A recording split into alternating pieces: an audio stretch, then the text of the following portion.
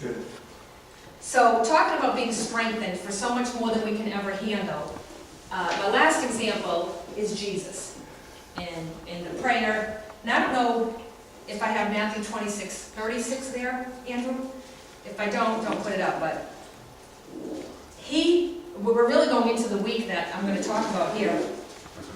He's going into his moment, it's in Matthew 26, in the Garden of Gethsemane.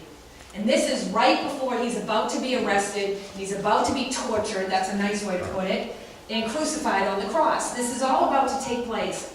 And he knows he has got to get along with God and receive endurance and strength and encouragement and impartation for what he's about to go through.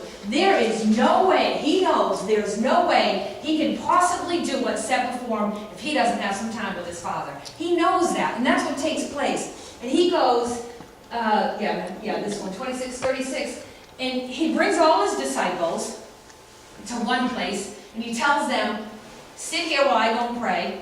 And then he actually takes three, James, John, and Peter, with him a little further. Now, these are his, three best friends, his three closest friends. And he asks them, can you just stay here just for 1 hour and stay awake with me while I go over here and pray? He knows he has to have that oneness with God, right? But he's just asking his three friends. And even actually, Andrew, if you go to verse 38, he shares with Peter, James, and John, he shares with them how grieved his soul is. I mean, he's really having a hard time here. He knows what's about to take place. He says here, my soul is swallowed up in sorrow to the point of death. So I just can't even imagine a friend of mine, especially like one of my three, coming to me and sharing that, saying, my soul is in sorrow beyond belief. Can you just pray for me 1 hour, me not being able to do it? Me falling asleep.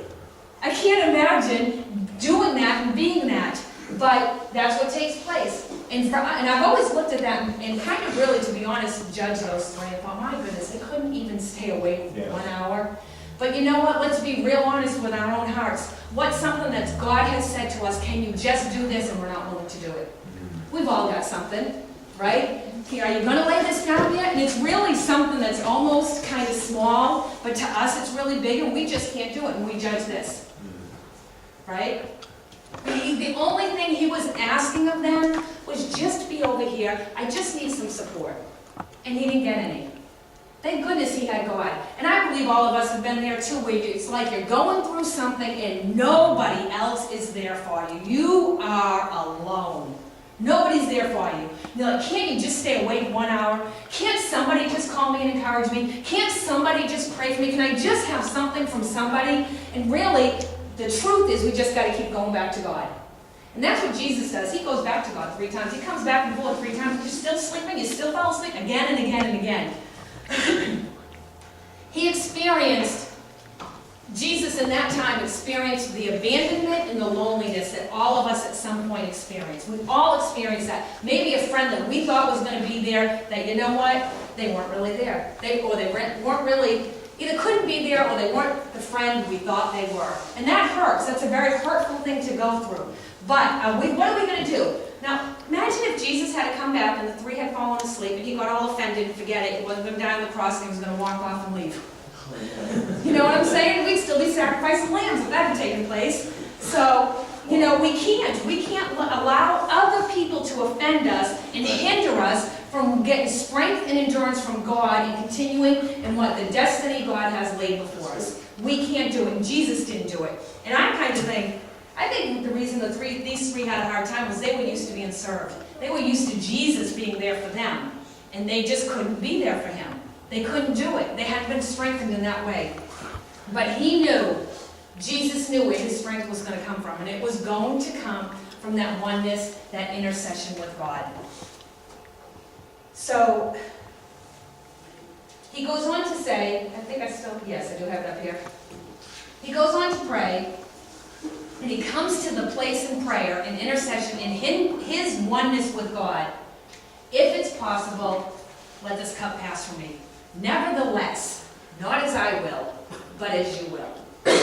We aren't going to come to that place with God unless we're in oneness with God.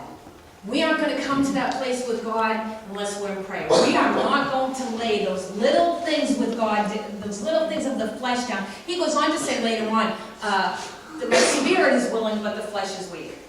Well, all of us, I believe truly that's the case with all of us. I really believe all of us want to do and obey, do the right things, and do what God wants us to do. Our spirit really is willing. We want to be in line with God, but man, that flesh kicks in, and we're just like, I don't think I can fall back on, I don't think I can stand in what the Spirit wants me to do. I'm going to fall back on the flesh.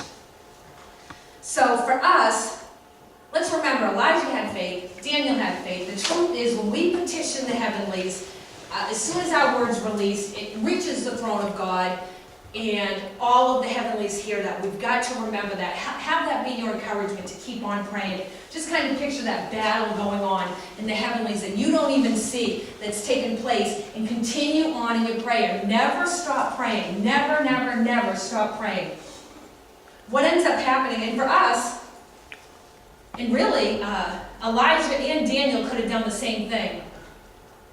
You're praying and you're praying and you're praying, and it seems like nothing's happening. It seems like the pain's still continuing. It seems like the struggle's still there. It seems like the hardship's still there. But we don't know what God's fighting, has His warrior angels fighting in the heavenlies on our behalf for. And if we'll stand firm and we'll allow it to contend, and we'll keep our hearts bowed, in a position of being bowed, then we'll see it come forth. I just really quickly want to make a few points about what might cause our prayers to be hindered from